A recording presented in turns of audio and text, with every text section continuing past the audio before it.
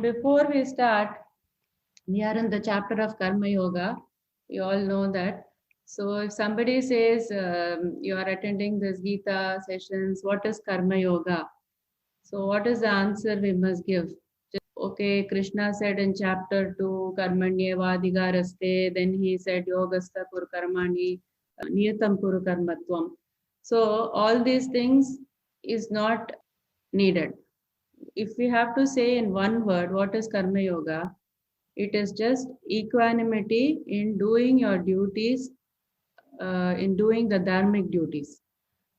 Dharmic duty means the word is complex, but it just means doing things in the lawful way. Like in a country, you have to drive on the right, you have to drive on the right. In a country where you have to drive on the left, you have to drive on the left because there will be an accident. So dharma is just to say that, oh, this is the right thing to do. And if you follow this, everybody is going to be happy. That is what is dharma. So only those dharmic acts should be done, what is allowed for us to be doing, we are supposed to do, like lawful living. And what is Karma Yoga? Equanimity. That is just the two words we need to remember for Karma Yoga. What we need to do is be able to understand and take it back to practice. What will I take back home today is, okay, I will try to be equanimous in what I do. That is simple. In anything you do, you can be equanimous. So 31. So, ये मे मतमिदं नित्यम् अनुतिष्ठन्ति मानवाः श्रद्धावन्तो न सूयन्तः मुच्यन्ते तेऽपि कर्मभिः. So here he says, in this shloka, in the next shloka, he is going to talk about the greatness of Karma Yoga. First shloka, he will tell those who follow Karma Yoga, what will happen to them, what benefit. Those next shloka, he will tell that those who do not follow Karma Yoga, what is going to happen to them. So, ye me matam, ye me, who, me, my, matam. Matam means my teaching. So, I've been teaching you for so long. So, this teaching, idam, nityam. These teachings, nityam is constantly, anutishtanti is following, manavaha, the human beings. So those who are following my teachings constantly and daily, shraddhavantaha. So with what? Shraddhavantaha. They should have these three qualities. First quality is nityam. They should not one day you will do karma yoga, next day back to same thing. No. Every day you must do, constantly you must do. So that is one thing. Shraddhavantaha is the one with profound faith. Like we saw the right type of shraddha. We are not talking about what we say, blind faith. We are not talking about that faith, kind of faith in our religion at all. We are talking about which type of faith? Understanding. You have to understand. If you didn't understand, go deeper and try to understand.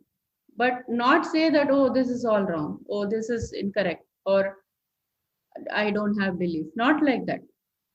Try to go through various things and try to understand. If you didn't understand, or tell the teacher, I didn't understand. So that is the kind of faith we are talking about here. And anasuyantaha, this is very important. This he will keep stressing all the time. So anasuyanta means without finding any faults in my teachings. Oh Krishna, you are confusing me, you are telling this, that. He is not like that. What it means is you are not finding fault with the teachings.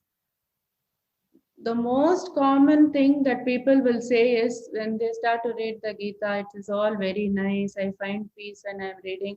But practically it is not possible to follow the Gita. This is one thing which commonly it is an occurrence. Say, oh, day-to-day life we cannot follow. It is nice to hear, but then we can close the book and go back to our life. So what is the answer to that? Is okay.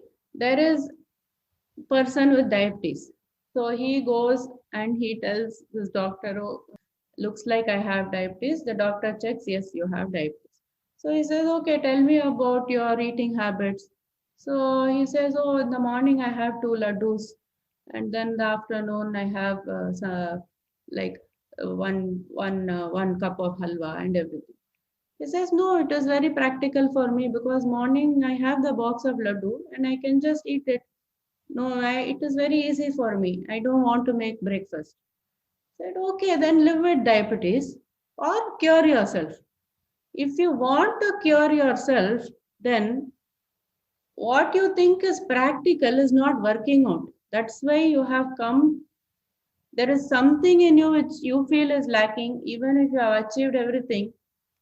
That is why people come in this path. Then, when you come in this path,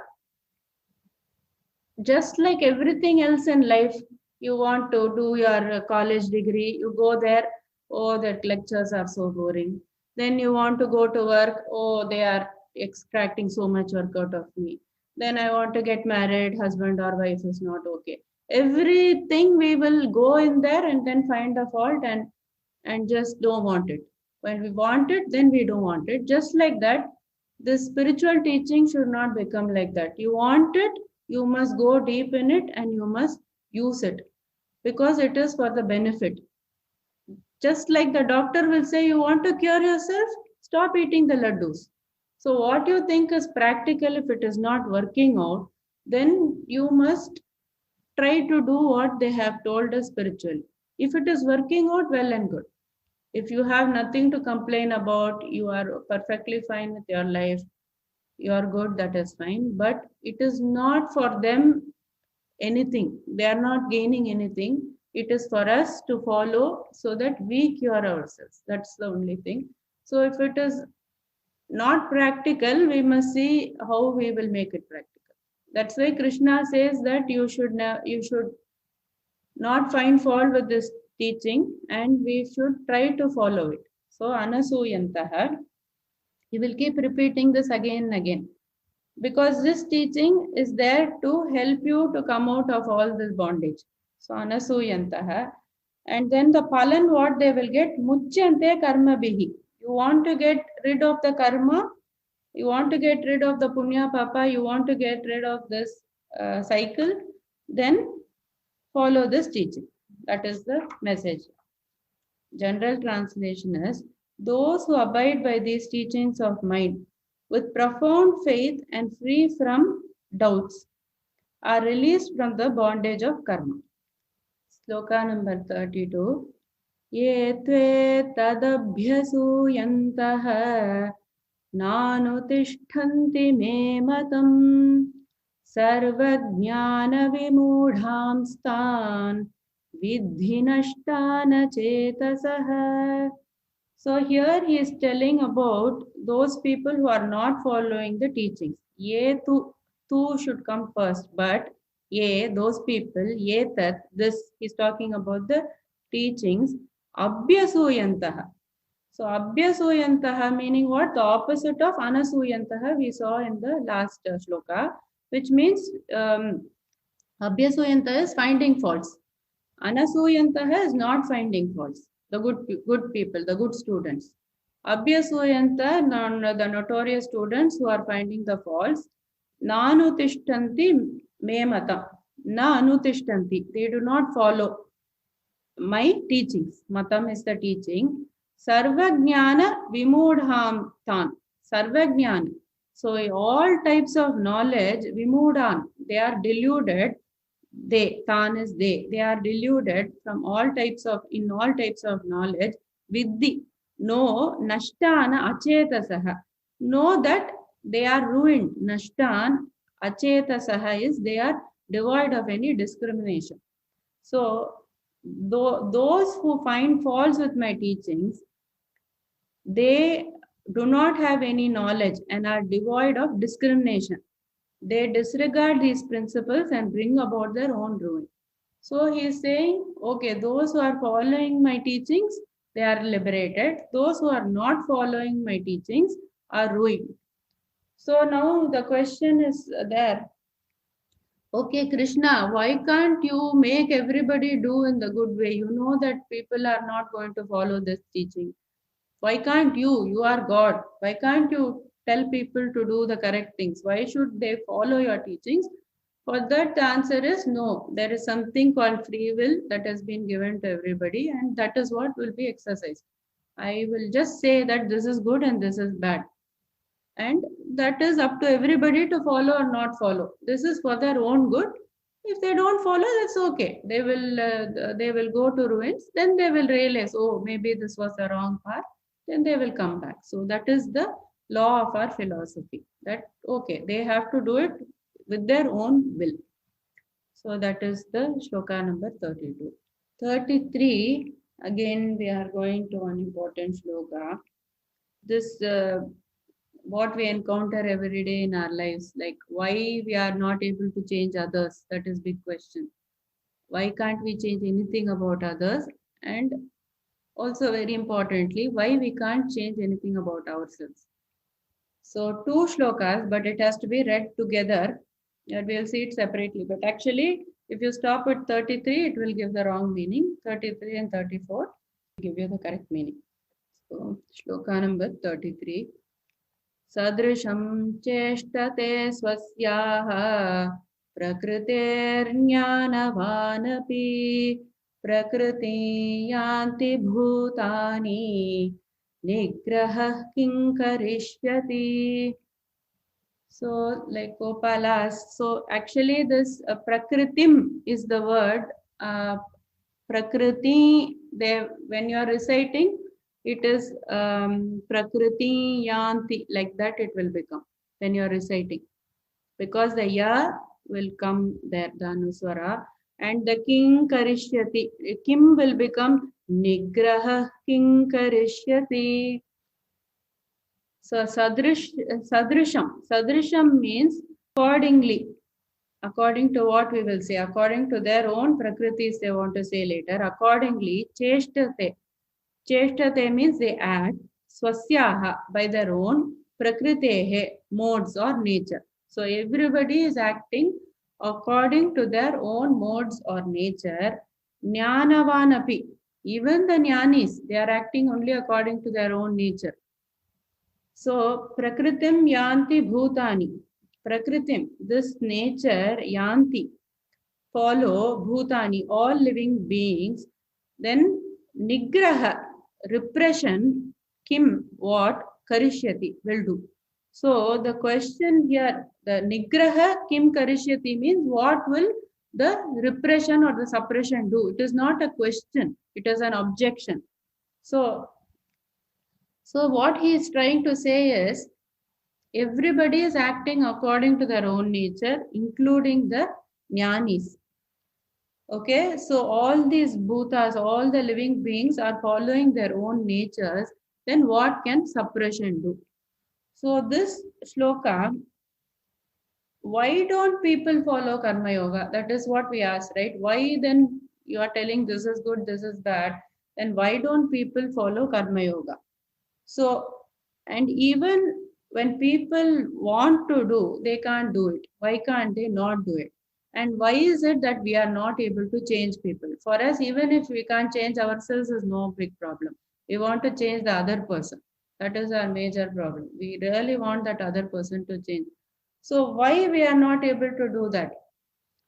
So he says, even Krishna, he is God. Why he left Duryodhana to do this war? He could have easily changed him. So then the answer is, you cannot change one's prakriti.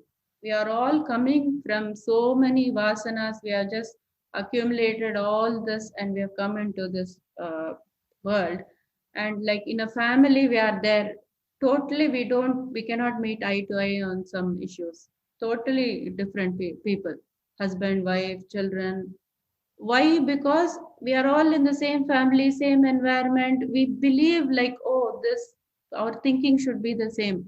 But somehow it does not happen. We experience that in everyday life. And we think, why is this person thinking like this? Why can't he think like me? Then for that, the reason is the prakriti. We have all come from different backgrounds. So we have carried with it and we are all put together in this one lifetime. And the encountering and everything is happening with this one lifetime. But we are in this lifetime, sometimes we think, why am I with this person? I should not be with this person. But we desire to be in this state. So that is also our own making only. So we should not try to escape out of it, because one point we have thought that we want this environment. So we wanted to be with that person, or we wanted this kind of children, or we wanted this kind of parents, in-laws, whatever. So we cannot escape from that. No. What we can do is, for the next Janma, we can prepare. That's what we can do now. So what we have to think, all this has been created by me, and I don't want to change anybody. Anything if I can do is my nature also is happening because of my own prakriti. So we'll see next step what to do. So Shankara's definition of prakriti is Purva Janma Krita Dharma Adharma. So whatever the dharma and the adharma you have done is what has come with you. Like we carried this treasure, all this money accumulation, everything, and nothing we are carrying. Only this Papa Punya we are carrying as a big treasure. Actually, it's a big burden for us, this Papa and Punya. Both Papa and Punya, big burden. So that we have carried and we have come here. And because of that is what everything manifests. So we were created in this environment, we are created in this situation, all because of our previous vasanas. So when he says, okay, I understand, I am a normal human being, I am acted on by Prakriti. Then Jnanavanapi. Why is he saying Jnana? Nani also is acted. Meaning, there is another meaning for that. Jnani has done good karma. That Prakriti is acting on. So what you can do is your bad Prakriti, you can change to good Prakriti. So next time the good Prakriti will act on. That much at least you can do. Even the Jnani is being acted on by his own Prakriti. Yeah, so this is the meaning of it. You can also say that Jnani is also acted by Prakriti, but he knows how to detach from the Prakriti. That is also a meaning of for that. So the first sloka just gives a answer to why we are all, or why the others, more importantly, why others are acting in this way. And what we can do is we cannot do anything. That is the answer in the shloka. So we will, so the general translation is, even wise people act according to their natures, for all living beings are propelled by their natural tendencies.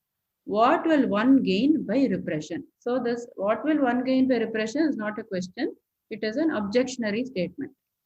Indriyasyendriyasyarthe ragadveshau vyavastitho tayornavashamagachet yauhyasya paripanthino. So what is he saying there? Indriyasya arte. So the sense objects, in the sense objects, indriyasya arte, in the sense objects, raga dvesha vyavastito. So what happens is, because of the raga dvesha, raga is this attachment and dvesha is this aversion, vyavastito, they are situated. Tayorna vashamagachet, tayoho, of both of them meaning what? Raga and dvesha, na, never, vasham, don't come under their control, agachet, should become, don't be controlled basically by them, tau, those, he, certainly, asya, for him, paripantino, they become the thieves or they become the enemies. So what is he saying there? The senses naturally experience attachment and aversion to the sense objects. That's what he wants to say. So they are telling that there is something called your senses, which is in your body, and there is a sense object. So we are experiencing this attachment and aversion, but don't be controlled by them, because they are your enemies. So what is he meaning? So to understand this, okay, we can take this example. We saw in the first chapter, the gulab jamun example we will take. So what happens when you saw gulab jamun for the first time? What happened? We saw there are 4 components, right? The antakarana. What were the 4 components? The manas, which is the mind, the buddhi. So manas is this emotional component. The buddhi is this intellectual component, which is making the decisions. And then you had the ahamkara, which is the ego. Then you have the chitta, which is the holding, which is storing all this, which is the repository, which stores all these impressions. So these are the four things that we saw. So what happened when we saw gulab jamun for the first time? We tasted it, and then the ahamkara, you liked it. You liked it. It's very nice. It's yummy. So I like was there, and it combined with the I because it had to make reference. Like meaning it doesn't make any sense. I like. So this I like, and then you took the second bite. It was very delicious. So as you kept taking the bites, I like, thought you formed in your mind. You were thinking very much deeply about it. You took it and you stored it in your chitta. That is where it was stored. And what happened then? The I like is sitting in the chitta. So again, the next time this gulab jamun comes in front of you, the I like got retrieved from the chitta and it came to the forefront, and the buddhi had to make a decision whether I will eat it or not. At that point, what happened? Because this I like was retrieved, then even though the buddhi wanted to say, I'm in full stomach, I don't want to eat, I am overeating today, I don't want to overeat, like that you thought in the morning, I will not overeat today. But because that I like was so deep in there, it retrieved and it totally hijacked that I don't want. Then you said I want. And then the second time you ate the gulab jamun, you really liked it. And a deeper impression was formed in your chitta. I like. So that was formed and it happened. Suppose there is somebody who you don't like. First time you formed an impression about that person, I don't like. That also went and sat in your chitta. Next time that person comes and smiles, you are like, you don't give too much of attention for them. I don't like this person. Second time you are storing that in your chitta. Third time they come, they even do something nice for you. You don't want it. You act rude. All this behavior, and they say, why I tried to do something nice for you? No, because the internal thing is there, I don't like it. For some reason, I don't like it. So whatever we do in our life is prompted by this storage of this raga, the raga and dvesha. When we are seeing something we like, or we are seeing, when immediately we are separating it as two. I like, I don't like. I like, I don't like. That is why they say that when you have to go to samatvam, see, gulab jamun is given, bitter gourd is given to you one day, nothing is given to you one day, or lot of things, everything is fine. When you say that, then you are not storing that I like, I don't like. Today you didn't get food, I'm like, I didn't get any food, I'm so hungry. So okay, fine, I'm fine with it. One day you got lot of food, it is fine. One day you got the food you like, good. One day you got the food you didn't like, very good, because you could lose some weight.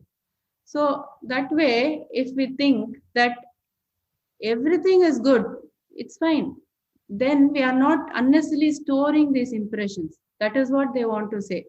That unnecessarily you people are storing the impressions. When you do karma yoga, you are saying fine, fine, fine. Even if you don't think it is fine, try to practice saying fine, very good, very good. Today today no food, very good. Today a lot of food, very good. Like that, if you practice, slowly the impressions will stop happening to you. So that is what they want to stay here. And what happens is not only we are doing damage in this janma, all the storage of this gulab jamun, bitter gourd, everything is coming to the next janma. So the next janma, same thing we are carrying. Next janma again we like gulab jamun, we don't like bitter gourd. All those things we carry and we again superimpose. Again we keep deepening that likes and dislikes. So some point in our life we have to come out of these likes and dislikes by following the samatva. It says, I'm okay with everything that comes to me, good or bad or ugly. That is the karma yoga. So the samskaras are residing in us. Samskara is the same as the chittas we said. or the vasanas. You can call any word for this. So all this is residing in us and coming out at the appropriate times. And then it is causing us to act. Based on that, we are acting, not based on our buddhi. Our buddhi is supposed to be very sharp, but we are not using it in the proper way because we are using only what is already stored. We are not being present and we are not taking action on the spot, but we are using stored data. So that has to be erased or that has to be overwritten. Krishna is not saying give up and yeah, everything is happening by Prakriti. No. We have to intervene. Everything will happen by raga and dvesha. But if you intervene and you said, no, I don't want this gulab jamun today, you can intervene. That is called free will. Oh, I came with raga, dvesha, all the samskaras and vasana, so I cannot change. That is not that. You can change and you have to try to change. Maybe you will eat the gulab jamun 4 times, slowly, not 3 times, 2 times, like that you can by your own free will. So that is called this viveka. We saw that vairagyam and vivekam, two things we saw. Vairagyam is what will cure the mind, which is the self-control, and vivekam is this discrimination. Is gulab jamun good for me or bad for me? That the buddhi can make a decision and it can intervene and say, no, I am not going to do it. It can become good or it can become bad. You can make future bad samskaras or you can make good samskaras. Try to make the good samskaras. So that is why it is called the enemy, this raga and dvesha. And don't be controlled by them. You control them. 35, sloka number 35.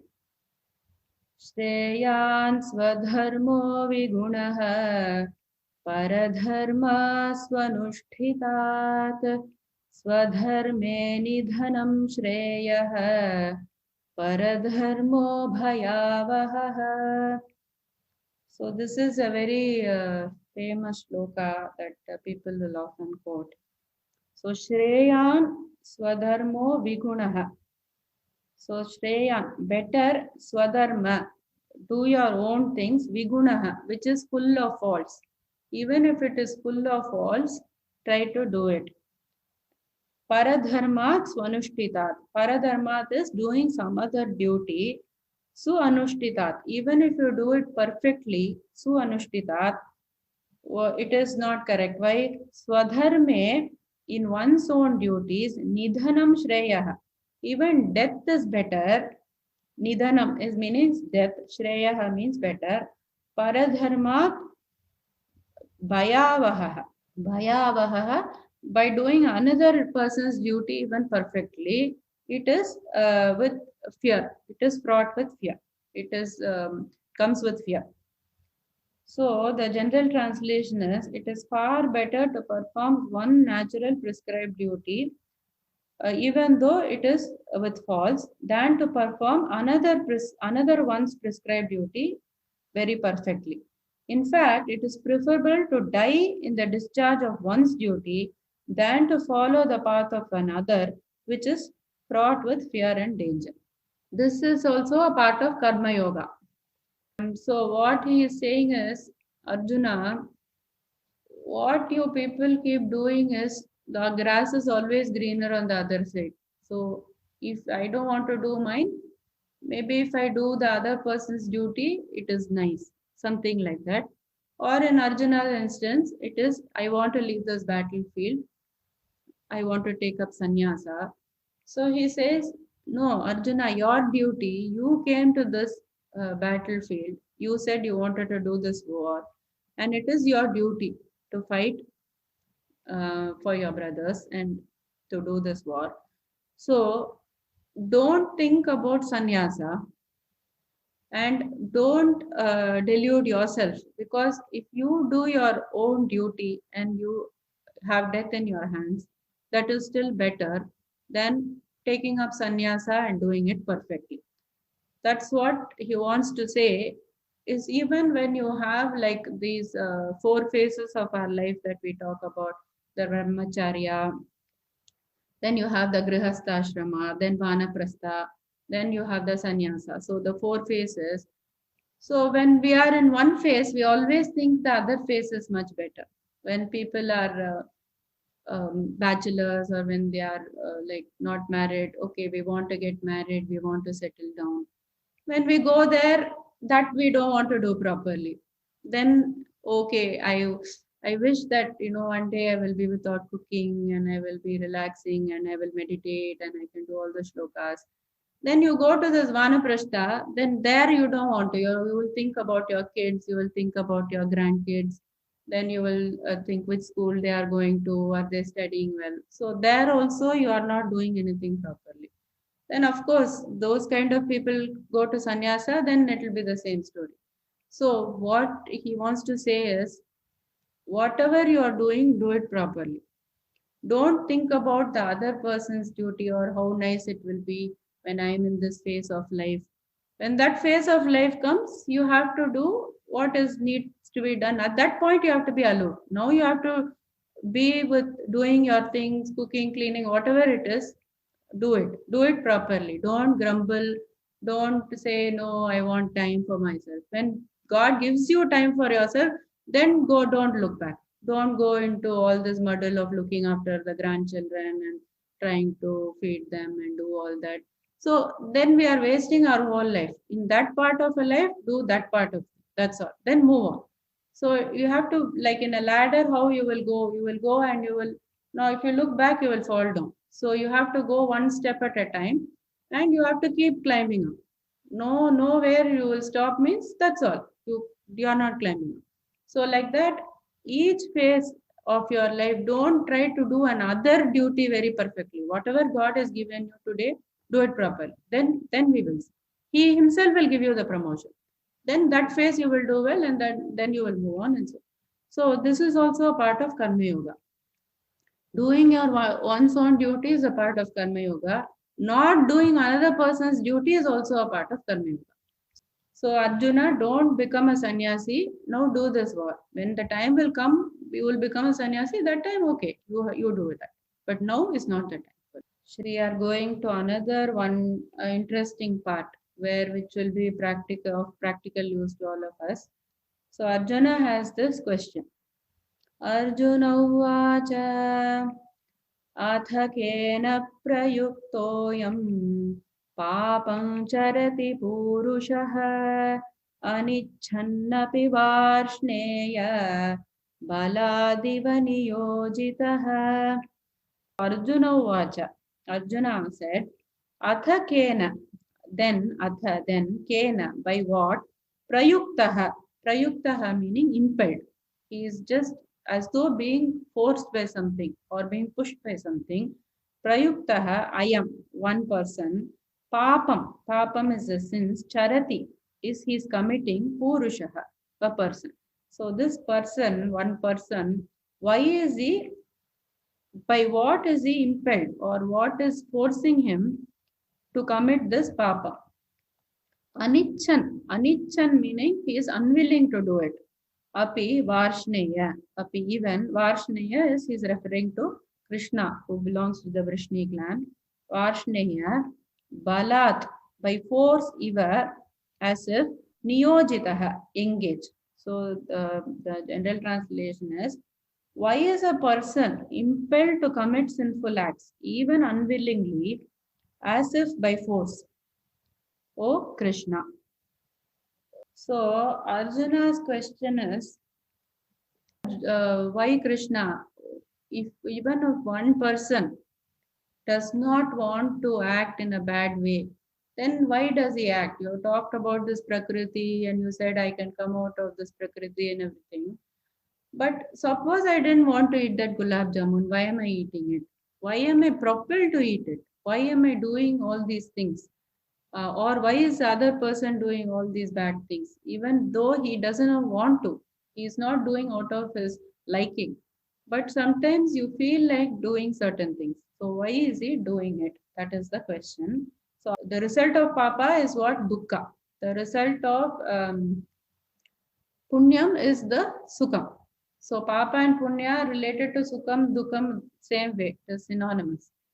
Basically it says, why does one want dukkha? Why does one want papa? Meaning, why does one want dukkha? Because papa will lead to dukkha. Then why I don't want dukkha? I want good things to happen to me.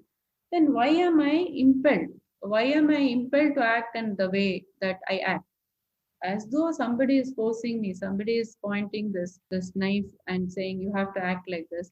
Why am I acting like this?